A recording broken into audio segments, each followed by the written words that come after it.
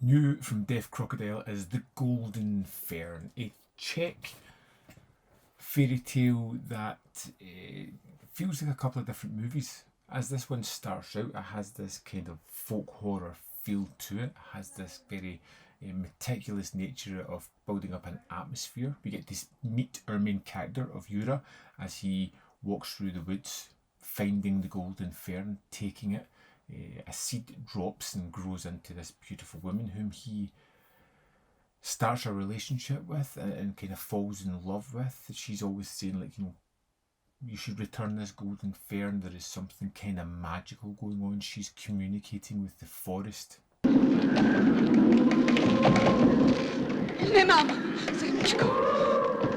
Nemám! And everything kind of takes a turn when Yura goes into town for a festivity where he takes part, gets a little bit too merry.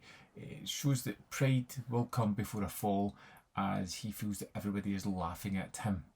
Sending his partner away home, he goes back there to challenge the people that were laughing at him. Ultimately getting drunk as army comes through, where he is conscripted, much against his force, but plied with drink and forced into this servitude. And the film takes a completely different turn half an hour in as we go follow this man as he goes to war, as he tries to fit in with everything that's going on. He's wearing a shirt that his wife sorted for him. It has a magical seed in it, and it kind of protects him throughout his journey as he faces the arduous task of surviving this war. He seems to walk through battlefields being unscathed. Co je?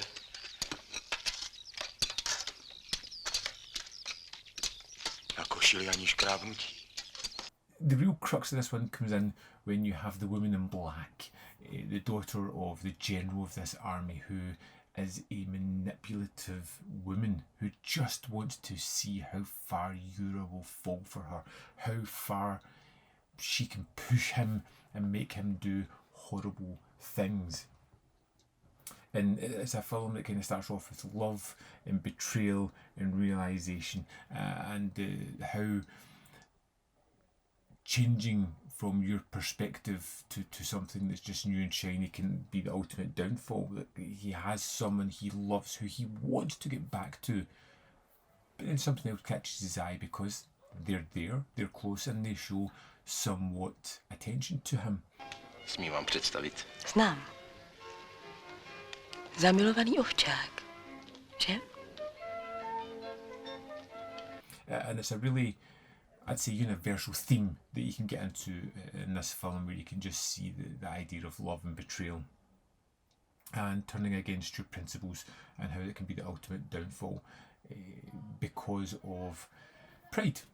He makes a lot of changes in his life throughout the film, simply because of peer pressure, because of the way he wants to be perceived, and that really kind of pushes his buttons. But there are some wonderful set pieces in this. That the idea of rinse and repeat is something that's always done in fairy tales, where they have something that's done several times. Here it's this woman in black always wanting more, and he is crossing a kind of river, sneaking into the enemy camp and stealing something from the sultan of these people they are fighting.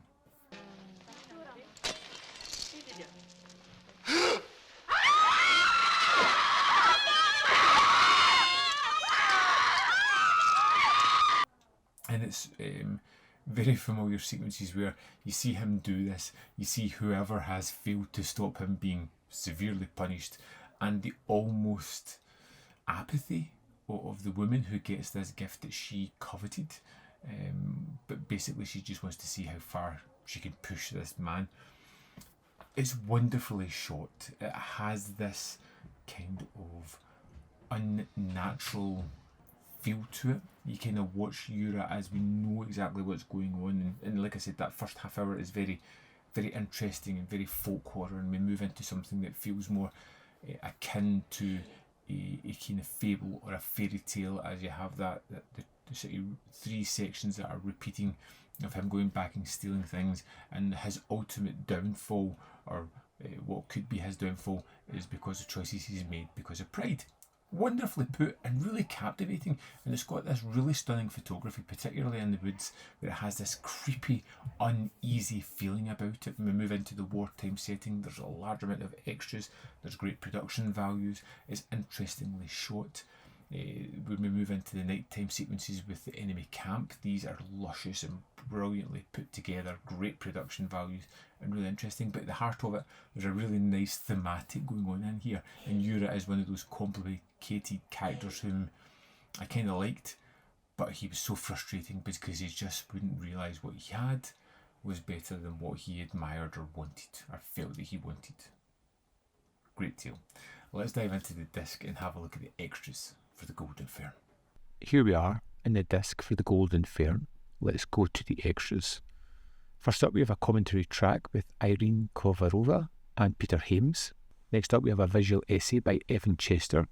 I found this to be really insightful, looking at certain themes that I'd maybe missed on my first watch that really highlighted some interesting aspects of the film. Next up, we have an interview with Jiri Weiss Jr. It's conducted by Dennis Bartok. Again, these are like the hidden gems if you're interested in behind the scenes and thoughts on the films and looking at people who were influential or involved with the filmmaking. And then we have the best thing on this disc, the rare early shorts by Jiri Weiss. We have 3 here, running from 10 minutes to 17 minutes, and they're all great products of their time. They all have interesting aspects to them. They're all very much worth checking out and really are some fantastic extras on this disc. Also included in this set is a 58-page booklet. You get a wonderful introduction by Alexander Payne. You have Out of the Woods by Peter Hames, and you have an essay by Walter Jaw. And Memories of the Golden Fern, cinematographer Bedřich Batka by William Robertson. It's all wonderful reads and really kind of build up how wonderful this film really is. And that's the extras for the Golden Fern. Here we have it. Golden Fern is out now. It's another one of those weird and wonderful Czech movies which Deaf Crocodile keep finding and putting out. I put this up there with the Mysterious Castle and the Carpathians, which are 2 of the weirdest ones that I kind of like. And Adele Has Not Had Supper Yet is another one that's really good. Too many to mention. They just keep firing out all these great films. I would say pick this one up. It's a really surprising film. In a good way. I'd love to know your thoughts if you've seen The Golden Fern. Let me know in the comment box below whether you loved it, hated it, fell somewhere in the middle. As always, there's more content up here. You can see more of my stuff. In the description box below are links to Patreon, membership programme or Man v Film Always, in which you can support me. Thanks for watching. See you next time.